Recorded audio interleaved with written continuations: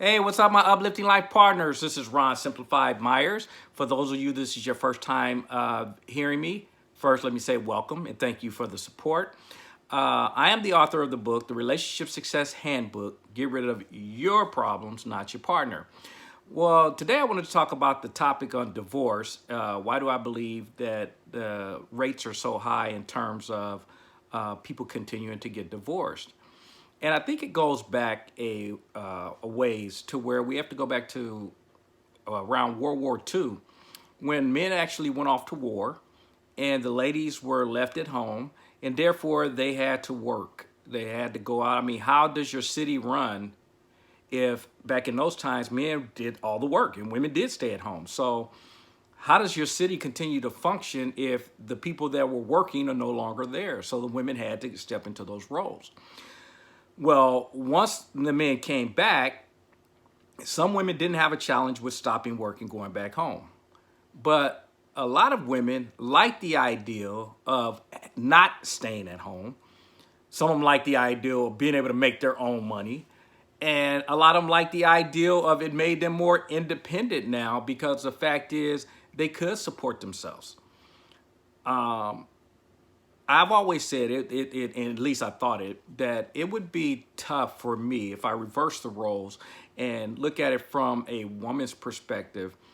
If I have to go to someone and ask them, I want to get some shoes, I want to get, some clothing, I saw this ring I like, or I mean, whatever it is. I mean, you guys know I'm just being general here, but I got to ask you for it, and then you have the option to say no if you choose not to, because you are the breadwinner. Um, you have a lot of power over my life and my freedom of choice. And so I can understand how some women enjoyed that freedom. So it started way back then and it just continues today, where a lot of women have that perspective. And I get it, because I would be the same way. I would have a challenge with someone, because especially me, I don't like being told what to do.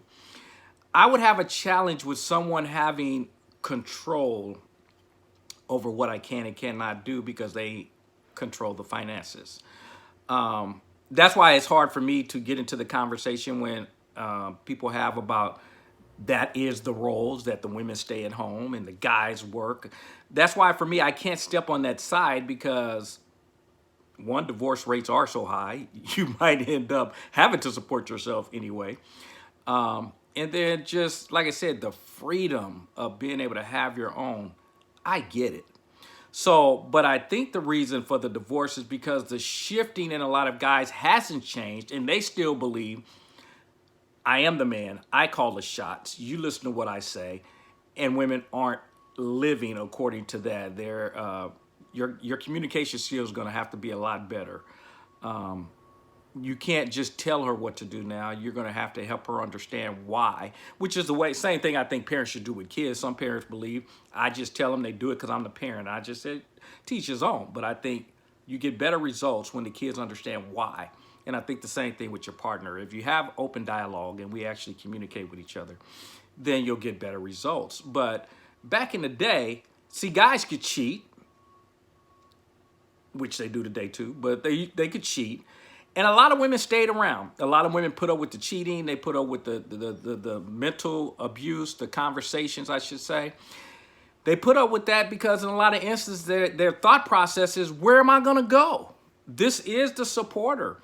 And it was shamed back then in the older days. For you to get a divorce was like a negative. It's like, how dare you not be committed to your husband and stay and fight through the tough times? And that doesn't hold true today. You could be on your fifth marriage and people go, okay. A lot of guys will think, or people would think, I don't know if I want to be the person in line to be number six. I know I'm one of those. I'm not getting in line. If you've been through five, there's a common denominator.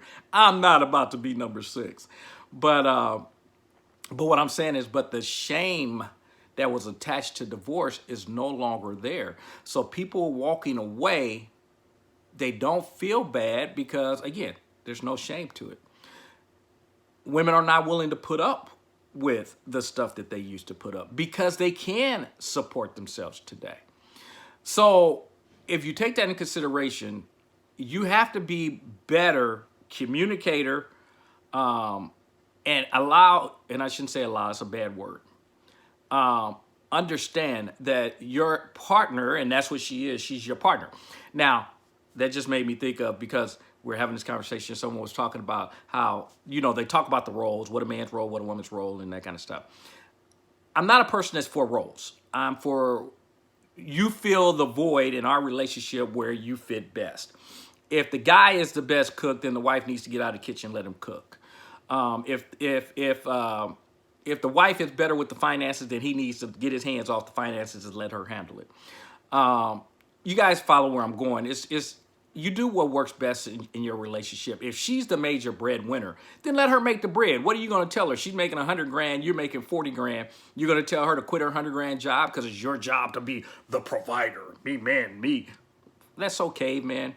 But unfortunately, it's what's been taught by even a lot of relationship experts. And my thing is, find what works in your relationship and let's work it. We're a team. You bring your strengths, I'll bring my strengths, and that makes us strong together and become one unit. So, but anyway, but back to why I was saying divorce is because if the woman doesn't feel like you guys are one, today she feels she can walk for a couple of reasons. One, like I said before, because she feels like she can support herself. And two, because, and probably the main one, is there's no shame in getting divorced now. That's also a negative that's attached, because there's no shame. Now people are willing to walk away at anything. They're not even willing to fight to stay in a relationship. See, folks, I'm not sitting here saying if your person is cheating on you and their person is because to me, mental or physical abuse you need to get away from. But I'm saying in the sense that because we don't see the eye to eye, we're not on the same squad. People will walk away from those relationships instead of saying we're supposed to be on the same squad. We're supposed to be committed to each other. I tell people all the time, there's only one reason for divorce. One. You guys know? Well, the only reason you get divorced is because of the fact that you guys are not on the same squad. That's it. Not committed to each other. That's the only reason. And then I've had people say, well, what if he cheats? Or what if he abuses her? Or what if... Really? That's your definition of commitment? If someone is committed to you, they're not doing those things. You guys follow? A person that's committed to you to do harm to you would be doing harm to him. That's why it says in your marriage, you become one. I can't do anything to harm you because that is harming me. That's what I mean by committed. My wife and I, for those that don't know the challenges, are my story. We went through the losing homes, buying homes, losing homes, couldn't have kids. We did all the artificial stuff to try to have it. Bankruptcies, so we bought some homes, we lost homes. She was Japanese. Family members close to us were going to disown her for being with a black guy. We had obstacles, but not once did we ever waver from a committed stage to each other. And I'm not going to get into the sex thing here, but trust me, we had that trial because, again, those that don't know, my wife fought cancer for 17 years. Not once did I waver or ever think to step outside of my relationship. And some people go, well, I understand your situation, Ron, the sex part, because, your wife had cancer. That just wouldn't be right. For those of you who would cheat or think about cheating, that would be the easiest excuse to get away with, because even that, she wouldn't agree with me doing it. But if I had stepped outside my marriage, probably she would have understood. You guys get me?